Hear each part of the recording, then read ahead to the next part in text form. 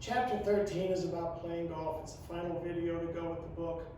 And I just wanted to spend a little time talking about playing the game rather than just striking shots and that type of thing, working on your method.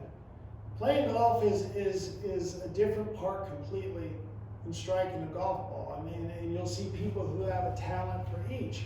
You'll see people who win golf tournaments at a tour level who don't strike the ball particularly well compared to everyone else. But maybe it's an internal thing. When the pressure's on, it doesn't affect them to the level that it might affect some other people. And there's certainly many stories from over the years of people who are fantastic ball strikers that we've never even heard of. And what separates them is decision-making skills, self-control, putting, that type of thing. If you can't putt well, you're probably not going to be able to hit it well enough to win a golf tournament or win very many golf tournaments.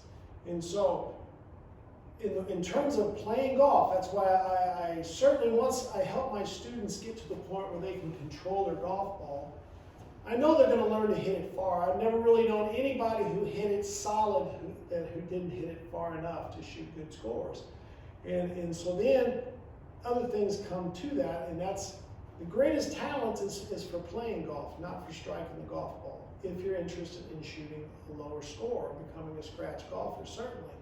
And so one of those things that I talk to my students about is don't invite the devil to your door. And that comes in different forms. And it's, most of it is a decision-making process. And that could be in club selection. You can't see that your yardage is as being the greatest hit you've ever had with that club.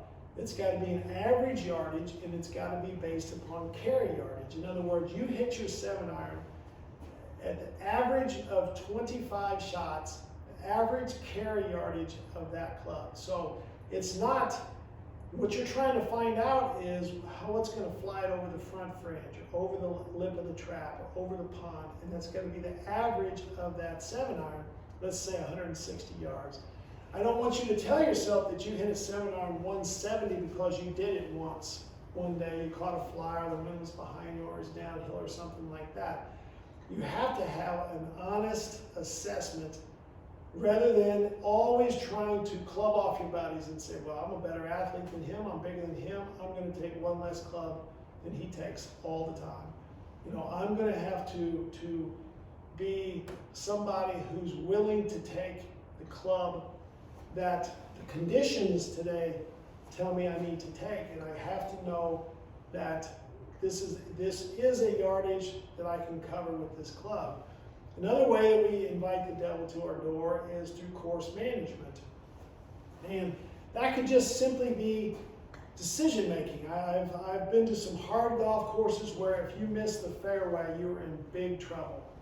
Yet I see player pull driver after driver after driver, and that player at some point today will hurt himself over that decision making, and they'll make a big number. Or maybe not today, but tomorrow. You see a lot of good golfers when they go to college, they shoot 70, and they shoot 81, and they say 72, and then they shoot 79. And they can't shoot a low score every day. Tournament golf, where you're going to play 3 or 4 rounds, is an understanding that you're going to have a bad day somewhere in there, and how well will you be able to hash out that score.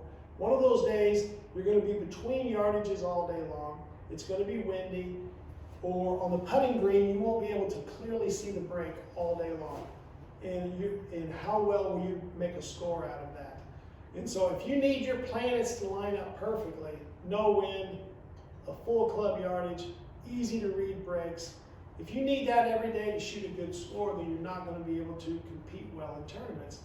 And so course management says that if there's fairway traps on both sides of that hole, I either need to be able to fly over them or lay up short of them. But I can't try to roll my ball up between fairway traps all day long, because I will be in those fairway traps. And have you practiced hitting out of fairway traps lately? Well, no. Then what are we talking about here? A tour pro will walk into that fairway trap, and that's just like walking in the door of his office. In other words, he knows exactly what he's going to do, exactly how to play it. You know, he's going to okay, it's 150 yards. That's my normal 9-iron, and so now I'm going to hit, let's say it's his normal 8-iron. He's going to hit a 7-iron. He's going to choke it down an inch. He's going to put his weight on his front foot. He's going to dig only his front foot in. Going to move the ball back slightly. Going to be very still in his lower body. Going to play a line drive, a little lower shot up on the green. It's going to bite immediately, and he's going to go on about his business. And that's a form of course management, but if you cannot play out of fairway traps, then you can't stand there and act like you're a straight driver if you know that you're not. And then all of that is something of a form of self-control. Whether it's self-control in your club selection, is it self-control in the way that you swing your golf club, the patience and the trust you have in your swing, or is it self-control in how you deal with the things that happen to you through the course of your round? And I think that is probably, I see a lot of anger out of the younger people, and even tour pros. I see anger when they are well aware that anger will not allow them to play their next shot, or not give them the best chance to play their next shot, or will not allow them to fully focus on their next shot. And so, we've all played golf with somebody who was angry because they started poorly, and then all of a sudden maybe they started playing well later in the round, and then now they want to talk and be happy and be a good friend and playing companion. But it's one of those things that self-control is going to carry the day on the golf course. And in terms of power, I've been to some golf courses where crooked driving was going to be heavily penalized, yet I watched people with a lot of power continue to pump balls into the rough or the trees. And I think if the player who uses his power to hit the fairway with less club, knowing that if they've got 170 into the hole, that's just an 8-iron for them, whereby it's a 6-iron or something for the rest of the field. That's the time to use your power on your second shot. But if you decide that I'm going to hit every fairway and then use my considerable length to then attack the golf course, now you've got a situation where you can make aggressive swings to conservative targets, and that's the best way to use your power rather than just, I'm not sure that just hit it just as far as I can hit it and then I'll have a wedge out of the rough rather than 8-iron out of the fairway. I think there might be some statistics that back that up, but I don't see that happening in big tournaments. Certainly not for any type of sustained thing. Anything can happen for a week here and there, but I think if, in terms of the tour, if there was rough every single week, and if the golf course was hard every single week, you would have a certain amount of players that were there consistently, and there would be other players that you see win tournaments now that would win tournaments much less frequently. But as good players, they would just realize that they would be forced to change, that it can't be go for the home run every time, that it should then be protect from the tee and create green light situations rather than just seeing everything as a green light situation and then hoping that it works out. And nowadays, you see people take scores very, very low. 64 is an average score. I'm not saying it's average for the field, but it's not shocking anymore when someone shoots 64.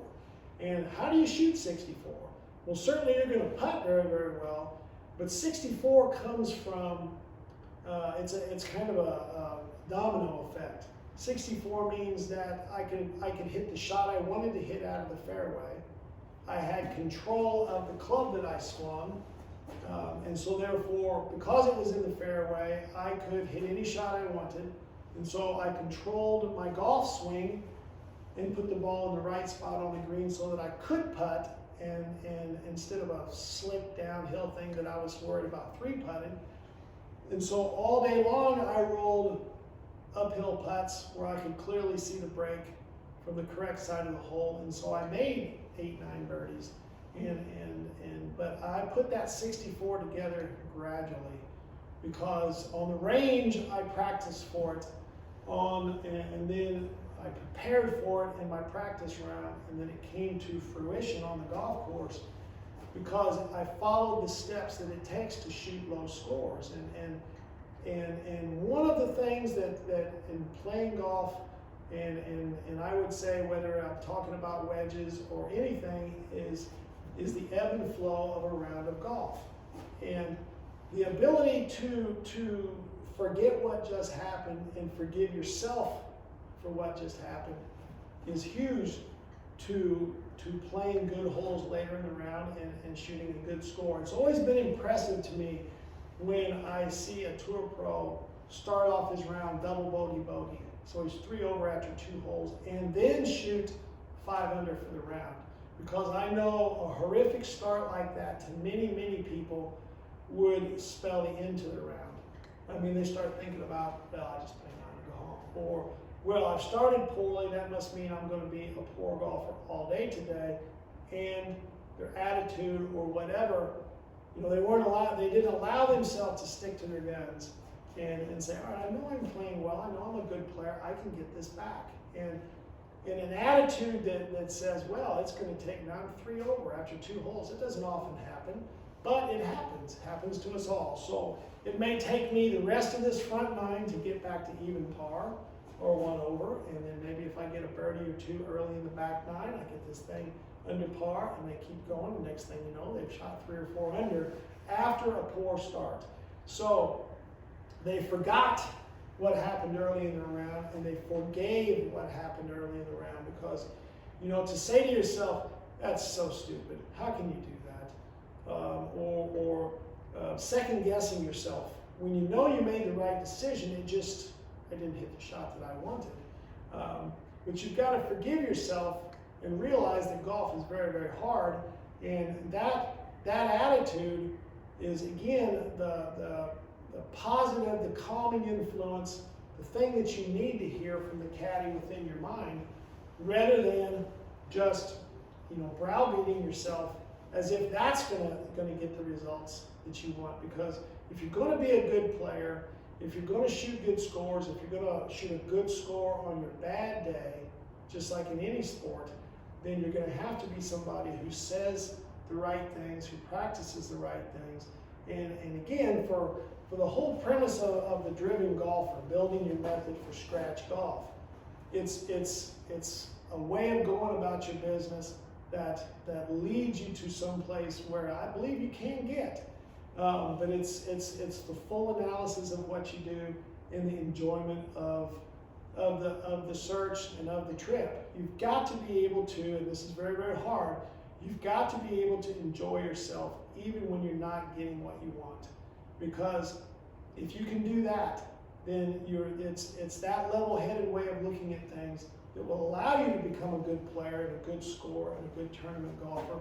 And as much as anything, just someone who's a joy to play golf with. And I think that is, as much as anything, a show of respect that you get from somebody that should make you proud, is when everyone wants to play golf with you and they have a great time playing golf with you. And that's the thing, as much as low scores, that I think can help you be, a driven golfer or a scratch golfer, or to be a success in golf.